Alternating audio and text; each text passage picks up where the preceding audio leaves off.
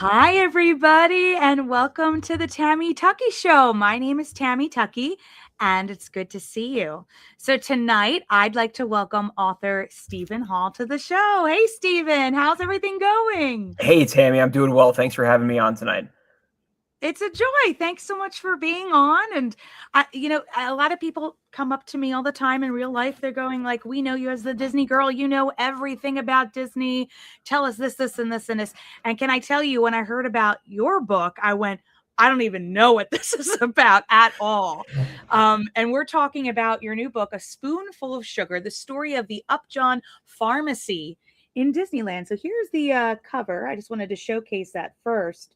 So again, I have never heard of this before. I'm a Disney World girl, so because I was brought up there. So, but why don't you tell us a little bit about the Upjohn pharmacy at Disneyland for those who have no clue, like what it's about? Sure. So the Upjohn Pharmacy was an opening day attraction in Disneyland. So if you go to Disney World, this would not have been something there. It was only in Anaheim. So the Upjohn Pharmacy was a replica of an old time apothecary, like an old pharmacy from the turn of the century era. And it was sponsored by the Upjohn Company, who, depending upon your age, some folks may know Upjohn. They made drug products like Cheracol, kaopectate, Unicap vitamins, Phenolax wafers. They had a number of pretty big drug products. If you're under the age of probably 45, the name is maybe not one that you would know. But the Upjohn Company was based in Kalamazoo, Michigan, and they were a major player in the United States pharmaceutical industry for more than a century. And they sponsored this replica of an old-time store. My background here is, of course, a photo of the store in Disneyland. And so it was opening day. And how long did it continue? Just so we have like a time frame of how long it was in the parks. Right. For those who are wondering. It was a day one attraction. 1955, it opened up along with the rest of the park, and it was there for the first 15 years. So it closed in 1970. Oh, wow.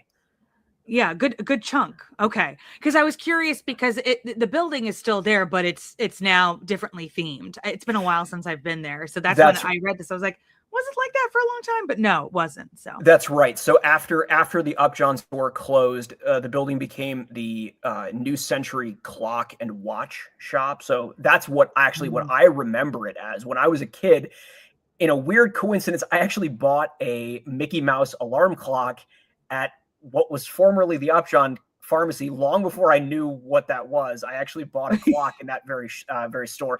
Today, it's called the Fortuosity Shop. That opened up in 2008, and that's what it is today. It's just another one of the Disney gift shops on Main Street. I'm so glad they did. I don't remember seeing that on the sign. And I love The Happiest Millionaire. And I love that song from it. So yeah. I love that. That's really cool. So, and I think I remember reading in the book that the only thing that's left probably of the pharmacy is there's an homage to it on the window, but that was recently moved because they had a Dave Smith window that was made for him. Correct? That's right. So in my that window in my background, the window right up there, there were previously the names of 4 Upjohn employees who were very instrumental in making this happen. And it was made to look like the windows of a doctor's office. When the Dave Smith window was put in couple of years ago, I think it was like 2022 or so, 2021. The 4 names, which had previously been on 2 windows, were consolidated down to 1, and then the Dave Smith window was put in the other place. So all the names are still there. They were just kind of reconfigured a bit. I was happy that they left the names there because I was kind of curious if they were even going to allow that. But it's tradition, I feel like, once it's up there, it's up there. That's So, right. I mean, it's part of the story. So mhm. Yep. most people probably wouldn't know who the names are, or like what their affiliation is, but that's the story.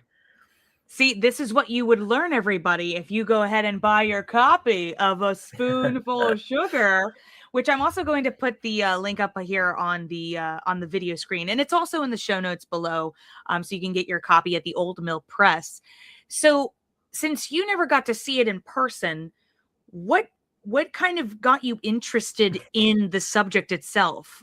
Can you just tell me about how you found out about it? Yeah, this is my affiliation with this is kind of it's an unusual connection. So for about 10 years, I worked in what was called the History of Pharmacy Museum at the University of Arizona. And Mhm. when I began there, I was a graduate student, just doing volunteer work. I had no knowledge of pharmacy or medical history, and I knew very little about Disney history. I mean, as much as the average person knows, but not. I had no depth of history. So when I Mhm. started volunteering at the History of Pharmacy Museum, one of the very first things that they had me do was to unpack this massive collection, this massive pile of boxes that they had sitting in storage for several years. Um, and the my the person who would go on to be my supervisor when I took a job there full time, he told me, I don't know what's in these boxes. I know that it's stuff from the Upjohn pharmacy in Disneyland, and that's it. And again, Mhm. I didn't have any background in medical history, so I didn't know the Upjohn company, and I didn't know the Upjohn pharmacy. I didn't, my Disney history knowledge was fairly minimal, and so I Mhm. didn't really know what this stuff was. But that hook of Disneyland kind of got me interested. Even though I didn't know a lot about pharmacy, I know I like Disney. That was enough for me. And Yeah. so I started unpacking this stuff, and it was just these strange curios. I didn't really know what they were, but I could tell that they were special, fragile, beautifully made, ornate, hand painted, gold leaf, just these fabulous pieces that were, antique apothecary wares. Um, Mhm. and they were all the original fixtures of the Upjohn store. So the Upjohn company had actually collected authentic antiques. Even in 1955, the pieces in the store were already antiques. I mean, Yeah, so of it's course. worth noting that they were not fabricated for Disneyland. They were actually legit The medical true. antiques. Yeah. Wow.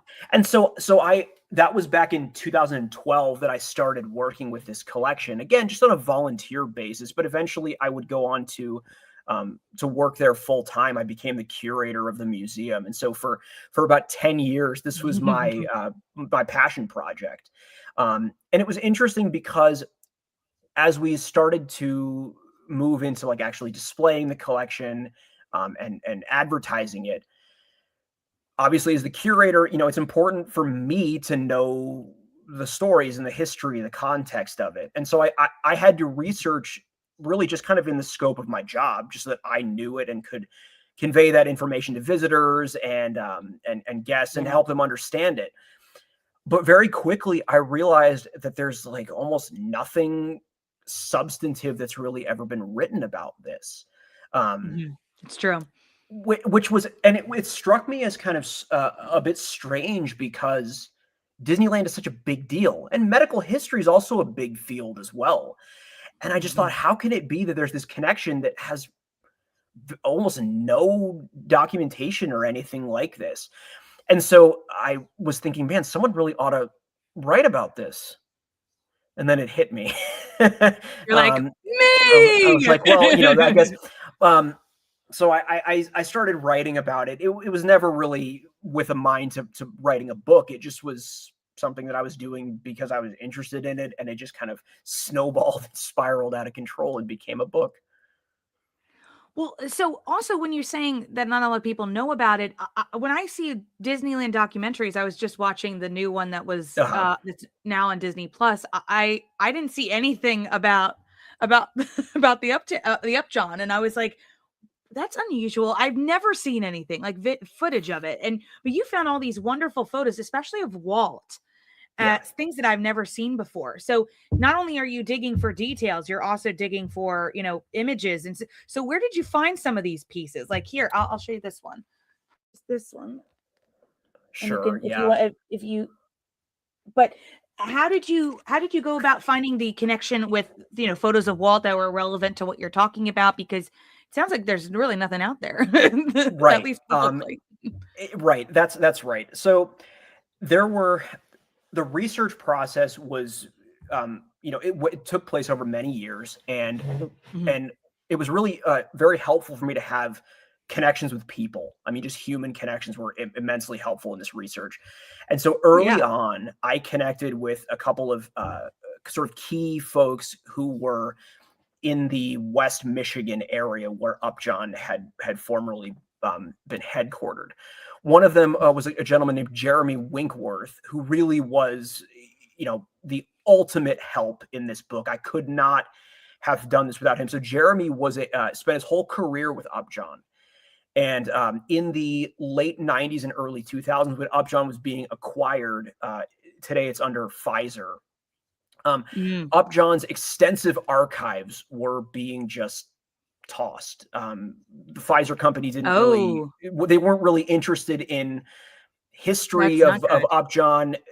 Upjohn had become just a subsidiary of Pfizer, and they sort of viewed the Yeah. archives as like an unnecessary expense. And so they were just throwing out 100 years of records and history. And this guy Jeremy, sort of this like a guerrilla historian, just literally piled boxes of documents in his car and just personally rescued some of these. And among them were several files and Wow. photographs related to Disneyland. So I mean, it's Wow. because of him personally that some of these photos exist, particularly the photos of Main Street and like the With interior of the store. The photos of Walt specifically, which yes, they are kind of a treat, and I was very happy to find them. Um, these are from uh, these are affiliated with a place called the Gilmore Car Museum. So Mhm. you wouldn't think that an automotive museum would really be very relevant here, but the fact is, um, there was a gentleman named Donald Gilmore. This is in the mid-century, who was the head of the Upjohn Company, and Don Gilmore was actually a close personal friend of Walt's. Um, Gilmore Mm. spent most of his time living in Michigan, of course, where the Upjohn headquarters were. But in the winter, Mhm. when it's -20 up there, he would winter over in Palm Springs in the Smoke Tree Ranch. So he was So I'm hightailing it out over here. he was right. He was one of Walt's neighbors. Um, Mhm. and so, during the winter months, they would live in the same area. They were like lawn bowling partners.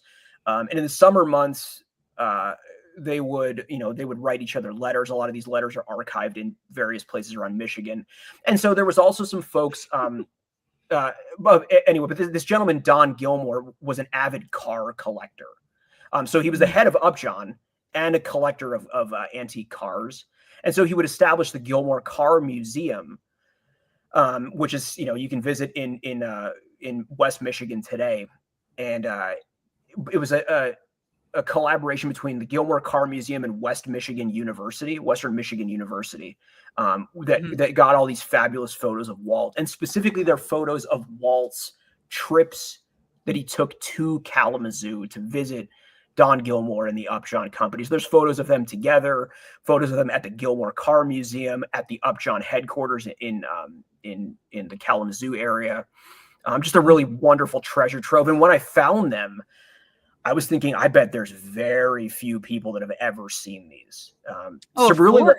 Some really like pretty like private, like intimate, kind of interior scenes of just friends gathered around someone's coffee table, like very kind of human photos versus Walt in his big grand showman role, just kind of being a person. But none of them were scrubbed, because I'm sure there are some photos still out there of Walt with a cigarette or, a drink in hand. But right. did you find any of that and you weren't allowed to use it for the book, or? No, I didn't actually encounter any of those photos that the Disney company might object to. Mhm. The photos that I was using of Walt were mostly, they were from one particular trip that he took to Kalamazoo. This was it was around the time that he won the Presidential Medal of Freedom from Oh, LBJ. When he was going out to wow. DC to receive the medal, he also made a stop in Kalamazoo to visit Upjohn. And so, Mhm. he went and toured the headquarters and, went around town. There's a photo of him, signing pictures for the local kids and stuff. It just, I mean, they're really wonderful photos of Walt's trip out there. And in Kalamazoo today, they have what they've declared Walt Disney Day, this trip that he made out there. And this connection to the Upjohn company has become this really, it's kind of a touchstone in that community. And so the city of Kalamazoo observes Walt Disney Day every year Oh, that's in so recollection of that. cool. So I love that. I yeah. love that. That's so sweet. Well, I'm so glad you were able to find these. And the gentleman, what was his name again? Who you said was putting them in his car? Yeah, his name was Jeremy Winkworth, and today he actually, I mean, he's retired now, but he still lives in very close to the Upjohn headquarters. He runs a website that's upjohn.net. So a lot of Oh, his, okay. I mean, a lot of the records that he salvaged back in those days, he's digitized, including some of the, some of the stuff he has related to Disneyland. And so a lot of these Yeah, photos, like the one in that's my great. background here, he was generous enough to send to the museum. We had them, Mm. colorized and touched up to really kind of bring out their original beauty. Well, you can tell him that his new name is Indiana Jones, because Right. he's preserved, things that belong in a museum. Right. Right. So It thank it it you. was it Thank was you very really much it for was doing that, Jeremy. yeah, it was really a he couldn't have even known what kind of special records, Yeah, how no special idea. some of these things would be. But Can you imagine? Right place, right time. Thank yep, goodness, right? yep. We have somebody in the audience, Jen. She says, listening to your Upjohn pharmacy lecture while teaching history of pharmacy is one of my fondest memories. Congratulations. Wishing you Thank you, all the Jen. best. It's my friend Jenny online. Thank you, Jenny. I appreciate it. It's been a long time coming, and I also loved lecturing alongside you. And Beth, another fan of our show, she says she loves an unusual connection, because when you were saying the unusual connection between, just Upjohn and I think it was the car museum or something like that. So, Yes.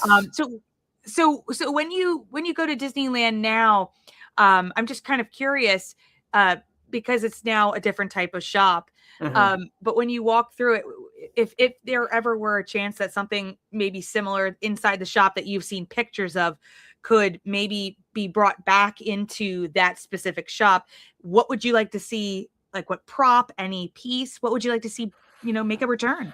Yes. Well, so I should preface this by saying, I worked at the History of Pharmacy Museum for many years, and we had almost all of the Upjohn Pharmacy collection, almost all. There were a Mhm. few pieces that we never got, and in the book I actually kind of trace, what became of some of these pieces that we never received. But one of them in particular is this beautiful lamp you see up here. This is kind of the thing that a lot of people remember, this beautiful mortar and pestle shaped lamp, the ancient symbol of pharmacy, still used in compounding today. It was this mortar and pestle shaped lamp that had the name, the Upjohn Company, founded 1886, written on it. And it there was, in the bottom of the lamp was a light that shone down onto the ground below, projecting Oh. the RX symbol. And so this lamp was one of the things that we never got. And Mm, it, for a long time, I was trying to figure out whatever became of it. mm, When Disneyland started celebrating their 60th anniversary, so 10 years ago, They did Yeah. an Yeah. exhibit. They did an exhibit about the history of Disneyland, and this showed up in the exhibit. So it turns out that it had actually been in the archives the whole time. Oh, Um, wonderful. and so That's so that great. so because we in the museum couldn't get the real thing, we worked with a master prop maker to Mhm. make a near identical replica. I mean, you would never know that it wasn't the real one. Um, But did you so have enough pictures of yes, the whole thing from around that they could make it to the perfect detail they could? yes. I mean, we Okay. knew we had That's awesome. lots of photos from different angles, different times of day, so we knew what color the glass was. We knew Nice. we could make a very good approximation of the size. I mean, we really did our homework to make it right. Um, That's wonderful. And I'm the glad Disney does have some things in the archive. That's a good Right, thing. as far as I can tell, that's the only item they have from the Upjohn pharmacy. Um, Okay. the majority of the rest of the artifacts did wind up at the University of Arizona. There are a few that throughout the years were discarded or otherwise lost for one reason or another. And again, I kind of trace what happened to some of those, but the lion's Yeah. share of it does live in Tucson, Arizona. So what was your favorite thing to discover throughout this entire process? I think the one thing that shocked me the most was the picture of the girl with the leeches. They actually had leeches in the shop. I was like, what? You know what I mean? Yes. Never see that again in a theme park. But what was maybe something that might have shocked you when you found it while researching? Sure. So yes, the leeches are that's the other thing that the three things people remember are the lamp, they remember the leeches, and they remember these little unicap vitamins that Here, these are the things I'm that, gonna zoom you in so you could yeah. go ahead So and there these you are go. the little freebie kind of giveaway that they would hand out for folks who visited the store. So you can find them on eBay for 40-50 bucks. But those are the three things people remember. The leeches definitely were uh, uh, a memorable part of the store. Um, I think as far as doing the research, there were a lot of things that surprised me. And frankly, that's something that I really would hope that readers would get out of this, because thinking about this store, this connection to medical history, it would Mhm, seem like it's kind of just an obscure footnote in Disney history. I mean, a lot of people, mhm. even Disney historians like yourself, maybe wouldn't even know of this. It's a Yes. weird, obscure connection that's long gone. Not a lot of people remember it. And so Mhm. when I started researching this, I was astounded at how big a story there is Yeah. connected to this. I mean, because it seems like it's just a little footnote. Little yeah, yeah, just a little pop up, a little blip on the radar, but it But was that there for 15 years, like, Yeah, that's but a long time. and that little blip turned out to be this big giant story, and I was Mhm, surprised by that. Doing this research took me down all kinds of weird rabbit holes. I mean, mhm. like learning about, I mean, even talking about like the crooked doctor digging up bodies in a cemetery. Like I never thought I was going to encounter that, and yet in the research I encountered that. Um, urban legends about there's a famous sort of rumor that goes around in Disney circles. Some may have heard about it, where there's a belief that when the Upjohn store closed, the leeches were discarded in one of the waterways in the park, and the narrative goes that caused a leech infestation in the water. So they had to drain the whole. There's different, like any good urban legend, there's different Wow. versions of the story. But I mean, if you look on Disney message boards or Facebook groups, you can find references to this about the Upjohn store's I'm leeches scared. infesting. So, but it was all kinds of these weird rabbit holes that I fell down while I was researching this, and I had fun. And I would hope that readers would have fun kind of going down them with me, and going down these same Yeah. unexpected areas. Oh, for sure. So again, remember a spoonful of sugar. The link is in the show notes below. This is the beautiful cover. Sorry, I know when I'm holding up the book, you can't see it very well. So I wanted to put it up here too.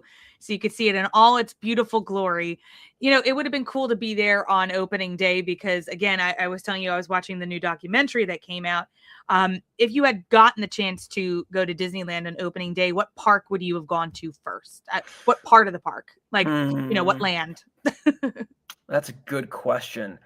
Honestly, I probably would have stuck on Main Street. And I mean, maybe I'm biased because I have, you know, obviously a connection to that, but learning about, you know, but even besides just the Upjohn store, there were so many other stores on early Main Street that just they sound like they would have been fun to go into. You know, like the Jams and Jellies store. They had you know, there was like the Wizard of The Magic Bras. Shop. Yeah, the Magic Yeah, Shop. The Wizard of Bras. I remember reading that. And I was like what? I mean, there's just all these bizarre things. Like, and it sounds like collectively that would have been just such a fun experience. I mean, the rides are obviously fun, but I probably would have loved to just hang out on Main Street, actually. Because they were really gearing anything that they were selling to be of that time period, which I love. Because when you go down Disneyland or Disney World's Main Street now, you know, it's just a lot of plushies of Mickey. Right. So, but you know, keeping with the theme, I kind of miss that. I wish that's a really good point.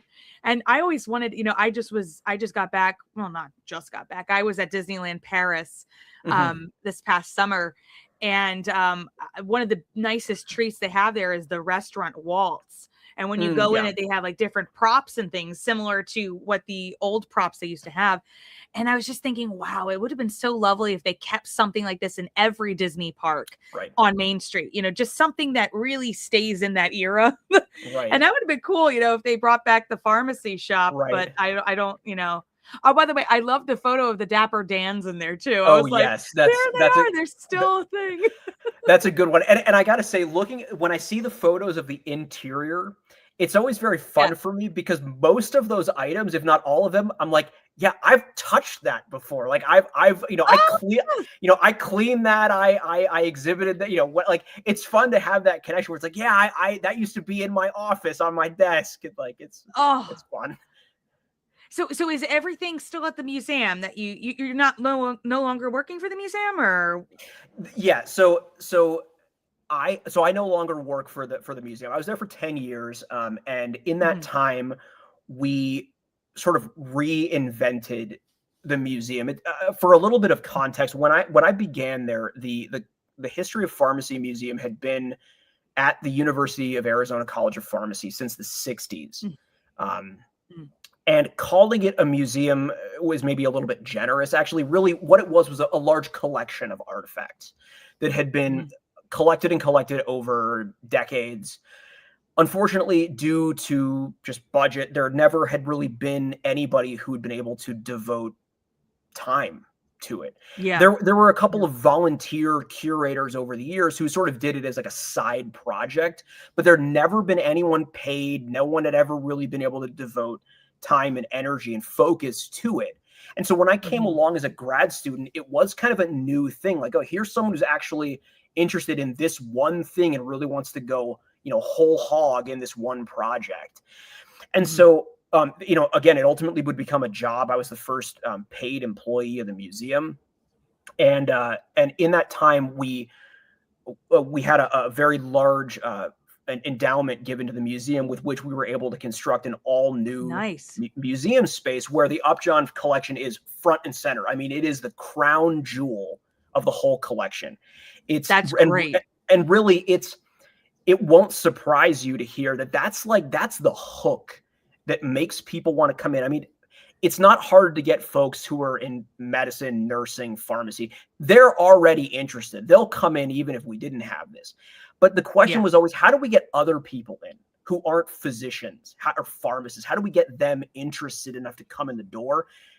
And that Disney connection, I'll tell you, that was a good hook. I mean, that was enough to make people say, that was enough to make people curious. And so, yeah, so I worked with the collection for a long time. Again, I was the one that unboxed it, built, you know, display cases for it and stuff. So it's still there.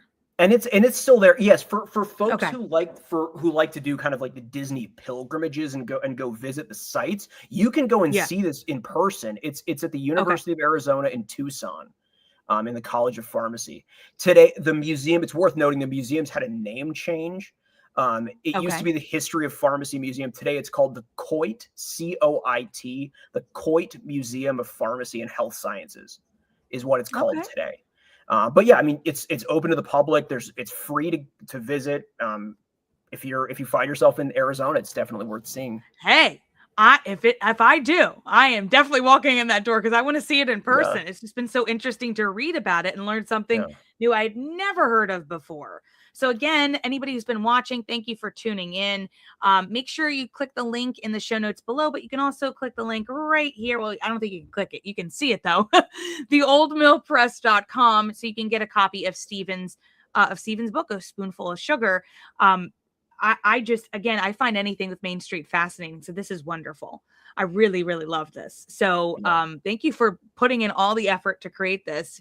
And it's very hard when you're creating any type of project and you're producing it and putting it all together.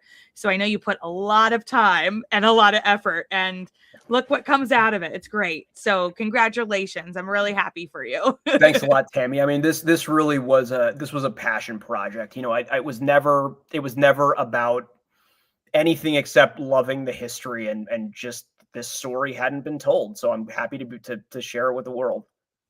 And I'm so glad because Dave is a friend of our show and he always tells me about the latest books at Old Mill Press. So I'm glad you guys got together and got to talk about this and make it happen. So Yeah. that's great too. So shout out to Dave. I'm sure he's watching. Hi. But do you have any other projects coming out, or is there anywhere that people can follow you on social media? Or you have a website just in case they have maybe any other questions they'd like to follow up with you on?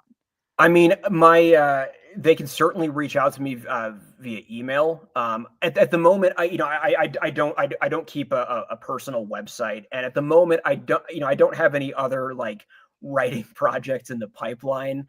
I think This you want to take a break right now. I mean, the fact is, this was kind of a special scenario where I was in this right place, had access to the collection, had all the materials and stuff easily accessible, and the story hadn't been told, and I wanted to tell it.